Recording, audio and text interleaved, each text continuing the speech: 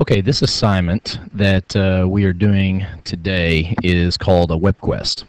And the webquest you can find if you go to the internet.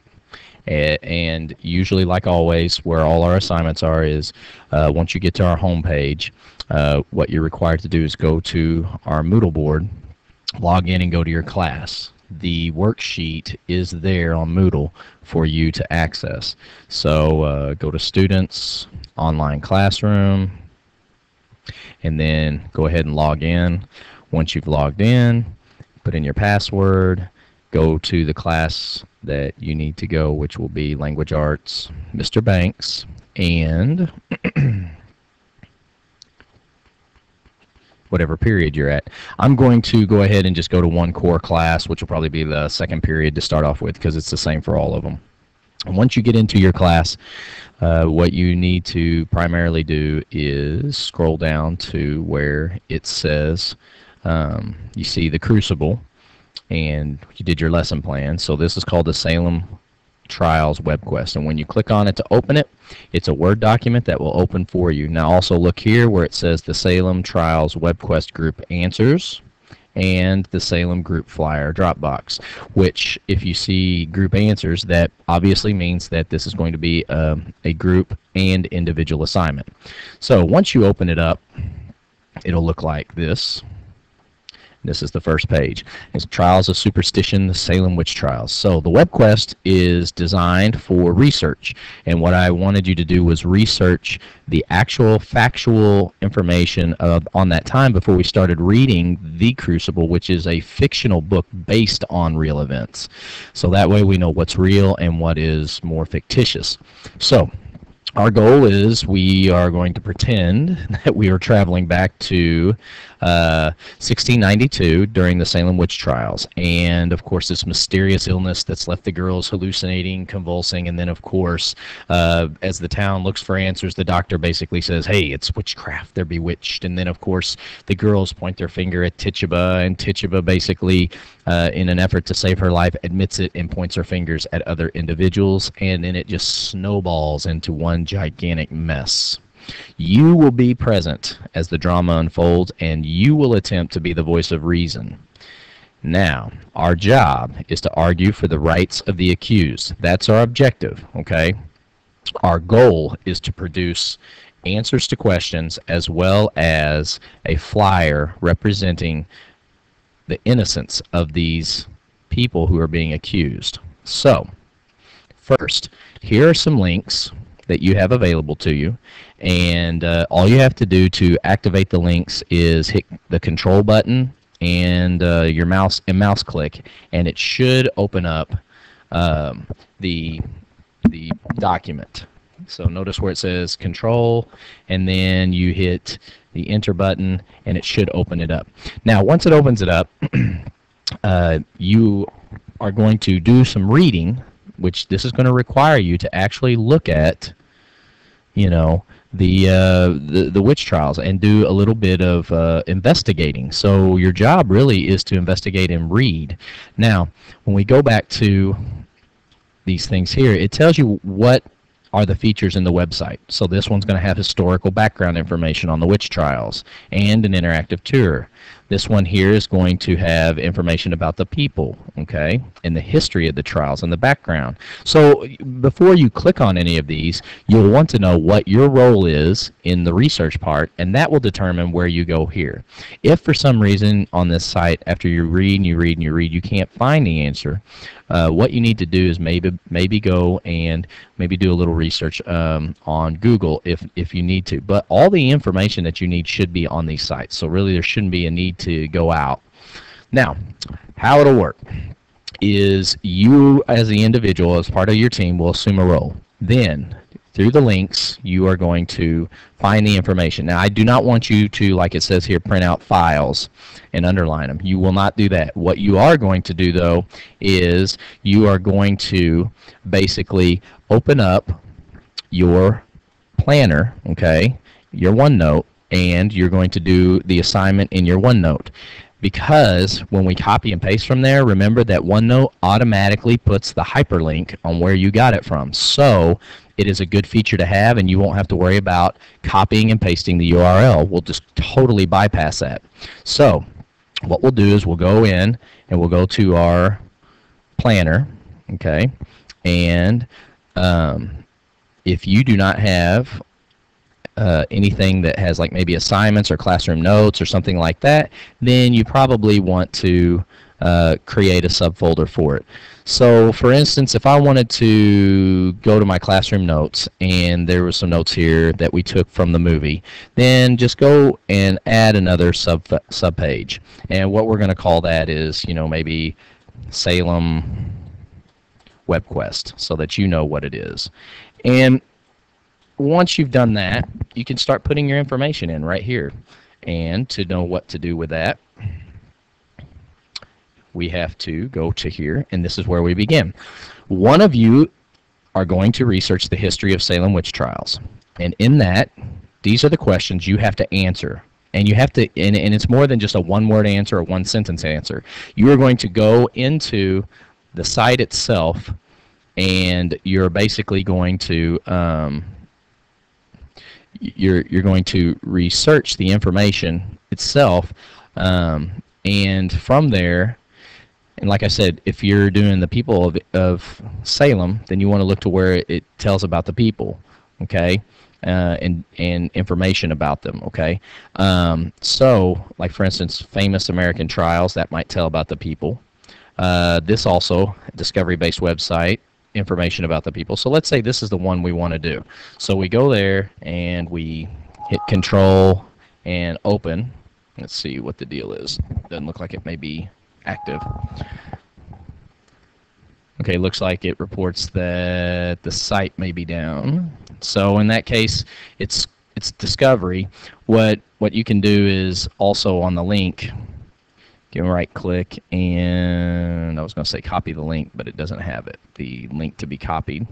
So in this situation, people of what we may want to do is just highlight this here and copy it and open up a web browser, and my Google search is right there, and paste it in and see what comes up on Google if I need to. So here's one here. Here's one here. School of Global Leaders. This may be our best bet right now. So I click on this. Let's see what it comes up with. Okay, so it gives me links that I can go to if I want to basically go find it. I don't want the same links though. Let me see if I can find an actual link right now.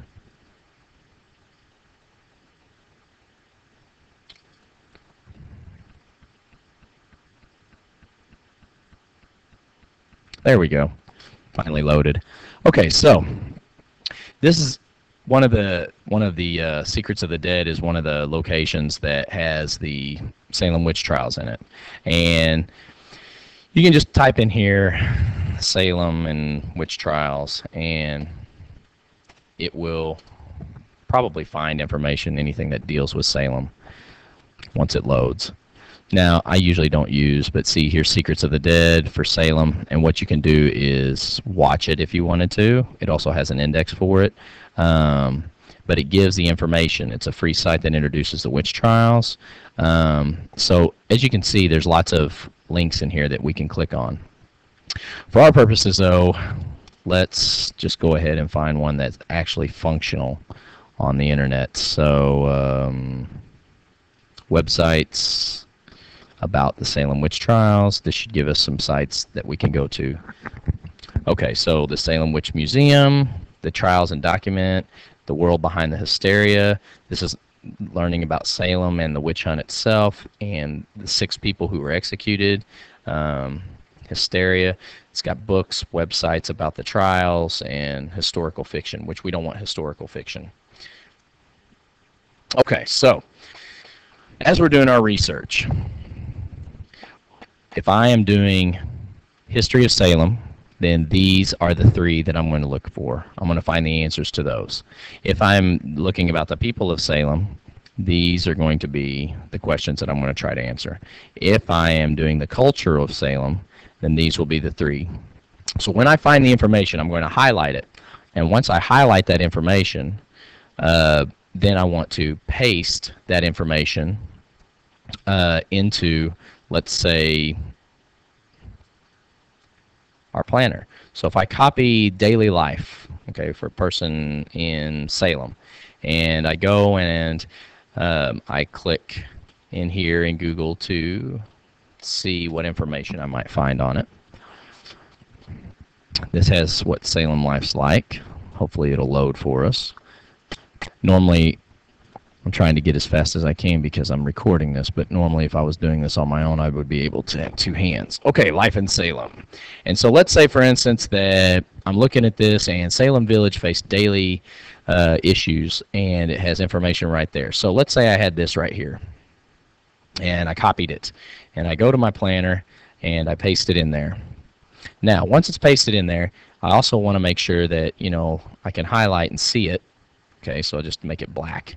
So now I've got that information, and it tells me where I pasted it from. And since it's answering question number 1, I want to put number 1. But also on top of that, before that, let's hit enter a couple times and go back here, and I am going to be a researcher for this. So because I'm a researcher for it, I want to tell everybody this is what I'm doing. So this is what I'm doing, and this is question number 1. Okay, so now let's say this may not be all the answer that I have, but this is the first thing that I find. And what daily life would be like is I want to highlight the answers that I want them to look at. So this would be answer number 1. Okay. Let's see, I want yellow. Let's go with another color. Green. Okay, so if I'm highlighting, I want to highlight out that part. Now, let's say that an epidemic of smallpox may also be an issue as well. So smallpox might be another one of those issues. So then I click that, and it'll also highlight that. So there's my answer to part of number 1. And then if I go back to what I'm looking for, and I find that there's more information about, look, Puritan children or the religion of witchcraft or things like that, then primarily I would go there and get the answers to that. So as I go back here and I answer these questions, I may even want to go even further. And since I have the research, the cultural thing as far as that goes, how did religious views, or what was poverty or wealth factor like? You know, so I just talked about that, or daily life. So if this deals with daily life, I could hit copy and go into my planner, and right underneath it, paste it. So that way we know which one I'm answering. So I could take away the 1 and bring it back up and have my answers. So then once I have all my answers for number 3, and you know, it doesn't have to be in any certain order as long as I know what the question is that I'm answering. Once I have this information here correct, and I like what I got, then I need to turn it in to the Dropbox. So I would basically go here and say, all right, I want to send this webquest to the Dropbox so that Mr. Banks can grade it. So I'll go to File, and I'm going to save as, and then when you're going to save as, you're going to save it as a Word document. You can even save it as a PDF and make it look fancier if you want to, but ultimately you can just do a Word document because you can go back and change it. Once you save it as a Word document, it'll go into your documents, and then you go back to Moodle and put it in the Dropbox. The last portion that we will do is this part right here, which is part 3. All 3 of you should do your individual part, and then you get the opportunity to create a flyer. So you need to take the mindset that you are going to create a flyer that's right before the trials begin, and it is going to be a flyer that tries to help the innocent without insulting or ticking off too much the people who are bringing charges. So you want to bring some reality to the people of Salem. So what you want to do is you want to look at what you created. I'll doggone it.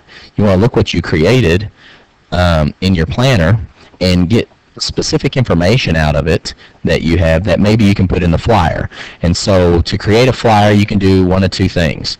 There are two programs you can use. You can use the Publisher, and what happens is, the one good thing about Publisher is they have pre-formatted flyers that you can use that will be pre-set up, and then you just manipulate them, which is right here. There are your flyers, and they have like a different array of templates that would be available for you to choose from.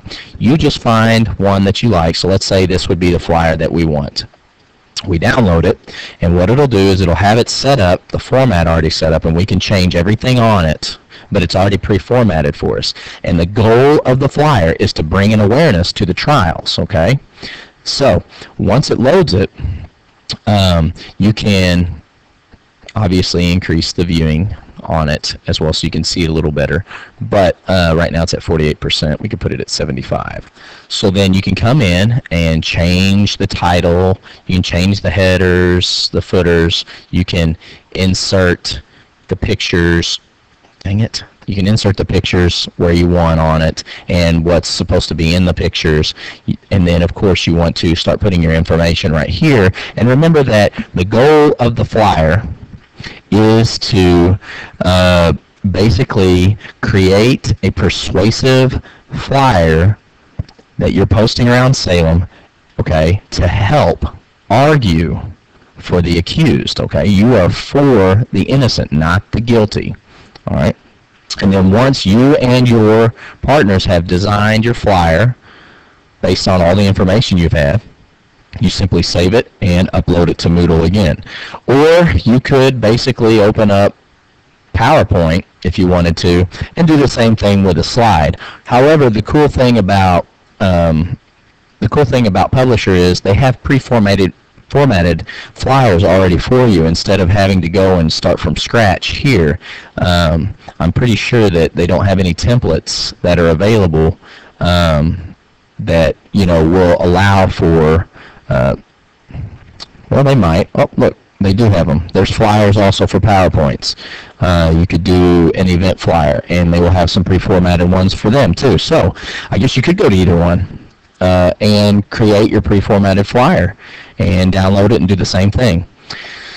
But remember that your visuals, how it's going to be graded, is right here. You need to have good persuasive language, and you need to have an understanding of the audience. You don't want to insult them, and you don't want to be overly aggressive. You're just trying to point out some truths so that they can hopefully see the reality of the situation, not the fictitious part, and you upset them. Make sure that it's persuasive, so you offer details, good grammar and spelling, meaning everything is typed up correctly. The organization, the flyer flows well, okay, it's not confusing. And of course you have bold illustrations and colors or decorations. Since we're not printing these out, we're uploading them, that's basically what I would like for you to do. And that's going to be our WebQuest as far as that goes, okay? So make sure you get to Moodle, download the worksheet, and once you're done downloading the worksheet, I'll put you in groups, or I may have you choose groups, and then you're on your way. And that's it. Good luck.